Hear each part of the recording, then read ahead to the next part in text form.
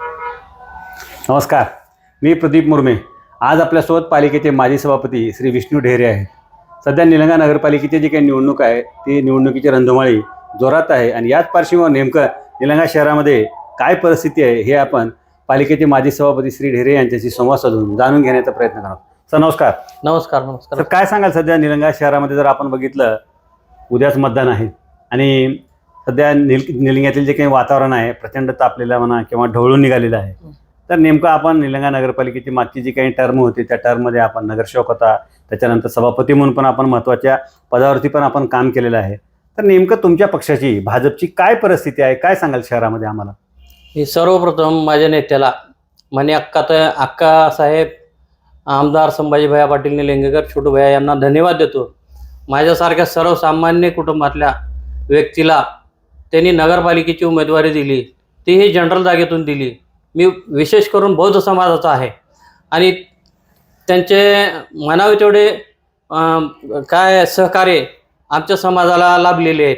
माझ्या माध्यमातून तुम्हाला एवढं सांगतो की आत्तापर्यंतच्या काळात इतिहासात काँग्रेस पक्षानं आमच्या समाजाला आरक्षित जागेशिवाय एकही जागा दिलेली नाही आणि तेवढंच असताना आज आमच्या संभाजीभाईच्या माध्यमातून, अरविंदभाईच्या माध्यमातून, अक्कांच्या माध्यमातून यावेळेस सुद्धा दोन्ही उमेदवार बौद्ध समाजाचे दिलेत माझ्या प्रभागातून. त्याचा मला सार्थ अभिमान आहे. आता विकासाचं सांगायचं म्हणलं तर सर, मी 2016ला पहिल्यांदा छोटूभाई असतील किंवा आमचे पालकमंत्री त्यावेळेसचे संभाजीभाई पाटील निलंगेकर आमदार असतील किंवा अक्का असेल, यांनी माझ्यावर विश्वास ठेवून मला उमेदवारी दिली. त्या उमेदवारीची मी सार्थक करून दाखवलं. त्यांच्या माध्यमातून आलेला विकास माझ्या पूर्ण प्रभागात न करता निलंग्यातील कानाकोपऱ्यात जे असतील आमचे बौद्ध बांधव त्यांच्याकरता मी जातीनं लक्ष देण्याचा प्रयत्न केला. विशेष म्हणजे तुम्हाला सांगतो, आमचा मुख्य रस्ता दळणवळणाचा दाबका वेस ते अशोकनगर हा एवढा छोटा होता की त्या ठिकाणी बेसरमीचे झाडं, त्याच्यावरती रस्त्यावरती विचू काटा म्हणा सरप हे ते काही यायचे आणि कायम अंधार असायचा. आमचा एकतर समाज गरीब आणि त्यातून त्या रस्त्यावरती लाईट नसायच्या, रस्ता चांगला नसायचा, पाऊस पडला की त्यांच्या पायाला चिखले यायचा, खड्डे असायचे, अशी दयनीय अवस्था होती. हे मी भैयासाहेबांच्या लक्षात आणून दिल्याच्या नंतर भैयासाहेबांनी त्या रस्त्याला भरपूर निधी दिला.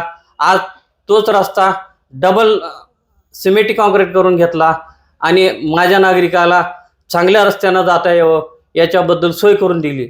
एवढेच नाही, माझ्या प्रभागात आज दलित वस्तीची जी लाईट असते, ठीक आहे, डॉक्टर बाबासाहेब आंबेडकर यांच्या जयंतीच्या वेळेस जे केंद्र सरकार म्हणा राज्य सरकार यांच्याकडून आलेले दिवे असतात, पतदिवे, ह्या काँग्रेसच्या काळात आत्तापर्यंत आमच्या जे पतदिवे होते ते इतरत्र लावायचे सर.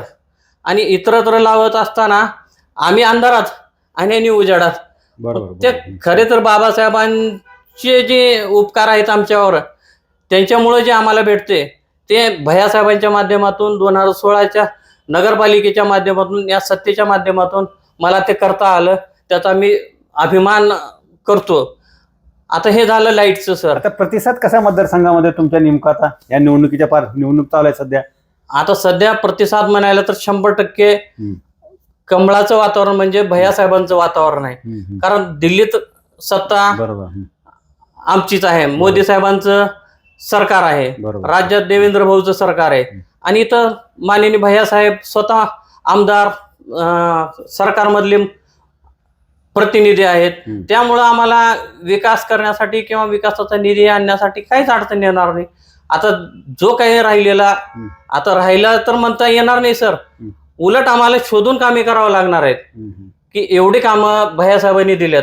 आमच्या 70 वर्षाच्या कार्यकाळात जेवढं नाही झालं, आता मी लहानाचा मोठा झालो, इथंच वाढलो, इथंच राहिलो, त्यावेळेसचे पण रस्ते बघितलो आणि माझ्या कार्यकाळातले भैयासाहेबांच्या माध्यमातून दिलेल्या कामाच्या माध्यमातून जे विकास झाला त्याचे हेच करता येणार नाही सर, मोलच करता येणार नाही. एवढा निधी त्यांनी दिला भरभरून आणि त्याच्यामुळं मला विकास करता आला, माझ्या नागरिकाला न्याय देण्याचा प्रयत्न करण्यात आला.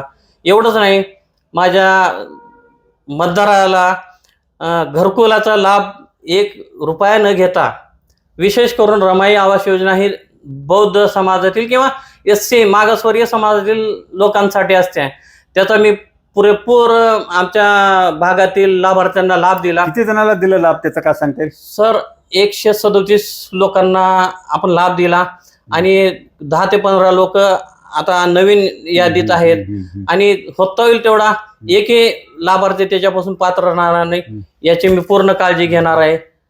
त्यासाठी मी स्वतः प्रयत्न करणार आहे, भैयासाहेबांना वेळोवेळी सांगणार आहे. ढेरे साहेब, तुम्ही आता सांगितलं की एवढा मोठा विकास झाला, बरोबर? हो. एवढा विकास झाला असताना जर बघितलं आपण की सध्या शहरामध्ये जे काही विरोधक आहेत ते मात्र म्हणतात की मागील 5 वर्षामध्ये जेव्हा तुमची पालिकेमध्ये सत्ता होती त्यावेळेस संभाजीराव पाटील निलंगेकर यांनी काही शहराचा विकास केला नाही असा आरोप करतात. काय नेमकं विरोधकांना काय सांगाल तुम्ही? आता त्यांच्याकडे सांगायचा मुद्दाच नाही सर. सांगायचा मुद्दा राहिला असता तर त्यांनी बरंच काही सांगितले असते. आता त्यांच्या डोळ्यावर काळा चष्मा आहे, त्यांना विकास दिसत नाही, नागरिकांना दिसतोय. नागरिक विचारायला पाहिजे, हे विरोधक म्हणतात विकास झाला नाही. नागरिक खुश आहेत, भैयासाहेबांवर खुश आहेत, आमच्यावर खुश आहे. आमच्या वार्डात कुठे कानाकोपऱ्यात जावा, तुम्हाला कोणी जर आमच्या विरोध किंवा आमच्या पक्षाच्या विरोधात जर कोण सांगितलं तर, कारण आम्ही कानाकोपऱ्यातल्या सगळ्याच भागातला आम्ही विकास केलेला आहे. आता उद्याच मतदान आहे. हो. नेमकं निलंगा शहरातील मतदारांना तुम्ही काय आवाहन करताल या मुलाखतीच्या माध्यमातून? का तुम्हाला मतदान द्यायचं, का भाजपला मतदान द्यायचं? मी विशेष करून आमच्या बौद्ध समाजातील लोकांना सांगतो की भैयासाहेबांनी आश्वासन देऊन भारतरत्न डॉक्टर बाबासाहेब आंबेडकरांचा पूर्णाकृती पुतळा उभा केला, त्याचबरोबर त्या ठिकाणी बुद्धविहाराची स्थापना केली. एवढंच नाही तर माझ्या अशोकनगरमध्ये मोठलट सभागृह बांधून दिलं. एवढं नाही, माझ्या भागातील मिलिंदनगर या ठिकाणी बौद्ध स्मशानभूमी, अशोकनगरमध्ये बौद्ध स्मशानभूमी मोठी बांधून तिचं सुशोभीकरण करून दिलं. त्यामुळं माझ्या जनतेला व माझ्या समाजातील लोकांना एवढंच आवाहन करतो की आपण खंबीरपणे भैयासाहेबांच्या पाठीमागे राहायचं. उद्या होणाऱ्या नगरपालिकेच्या मतदानाच्या वेळेस माननीय संजय भाऊ हलगरकर हे आपले नगर अध्यक्षपदाचे उमेदवार आहेत व 23 नगरसेवक आहेत. यांना भरभरून मते देऊन आपण माननीय संभाजी भैया पाटील निलंगेकर, अरविंद भाऊ पाटील निलंगेकर, माननीय अक्कासाहेबांचे हात बळकट करायचं, एवढंच सांगतो. जय भीम. आता मला सांगा सर की तुम्ही सांगितलात की मोठ्या प्रमाणात विकास झाला, आता तुमच्या प्रभागामध्ये पण विकासाची कामे झाली तुम्ही सांगितलात. हो. मग आता नेमकं तुमच्या प्रभागातील जे काही मतदार आहेत आता या निवडणुकीमध्ये 100% म्हणजे पाठीमागे राहतील, काय वाटतं तुम्हाला? नेमकं तुमचं काय वाटतं, तुम्हाला काय वाटतं नेमकं? एवढं तुम्ही त्यांना विकासाच्या योजना आणलेल्या आहेत, अनेक लाभार्थ्यांना तुम्ही घरकुल दिलेले आहेत, आता उद्या मतदान आहे, प्रचंड प्रमाणामध्ये मोठ्या प्रमाणामध्ये तुमच्या पाठीमागे राहतील, काय वाटतं तुम्हाला नेमकं? सर आता सांगायचं म्हणलं तर आम्ही 2004 पासून भैयासाहेबांच्या सोबत राहिलेला आमचा प्रभाग आहे. त्यावेळेस आमची सत्ता नसतानाही आम्ही सोबत होतो. आता सत्ता आहे, निधी आहे, कामे केल्यात आणि 100% आमची जनता भैयासाहेबांच्या आमच्या पाठीमागे आहे आणि 100% संजय भाऊ हलगरकर आणि आमच्या उमेदवाराला भरघोस अशी मताची लीड भेटणार आहे. धन्यवाद. तुम्ही आम्हाला वेळ दिलात, आमच्याशी संवाद साधला त्याबद्दल आपले खूप खूप आभार. धन्यवाद.